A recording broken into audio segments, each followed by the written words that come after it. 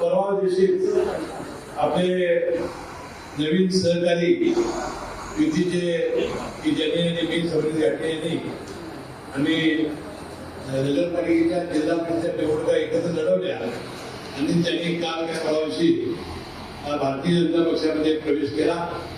प्रवेश केल्यापूर्वी ती मला भेटले होते, त्याला मी शुभेच्छा दिल्या होत्या. भेटल्यानंतर सुद्धा आणि मुख्यमंत्र्यांना भेटल्यानंतर दोघांनी एकमेकांना कोवळ्यात घेतल्यानंतर सुद्धा मला त्यांचा फोन आला होता. मी त्याला सांगणार आहे की संजय बाबांचा, माझा आणि आपल्या दोघांचा चौघांचा कोवळ्याचा एखादा फोटो काढूया. त्यालाही या निमित्ताने शुभेच्छा देतो. त्याचा उल्लेख व्यासकारांनी केला. मी त्यांचा मनपूर्वक आभारी आहे.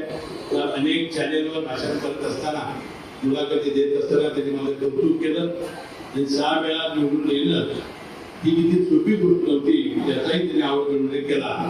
म्हणजे एखाद्या शत्रूनं फार मोठी कुस्ती केल्यानंतर देताना तुला दाखवला आणि दाखवणे किती मोठं मत आहे यावर दिसून येते. मी त्यांचं मनपूर्वक आभार मानतो. त्यांना या निमित्ताने मी शुभेच्छा देतो. त्यामुळे मी बाबा आणि ते संजय पटलीकरांना सुद्धा आम्ही एकत्र घ्यायला काही अडचण नाही आमची. ती जर एकदा असेल त्यांना घेऊन आपण या तालुक्याचं आणि जिल्ह्याचं राजकारण निश्चितपणे चांगलं करू, अशा प्रकारचा विश्वास मी या निमित्ताने व्यक्त करतो.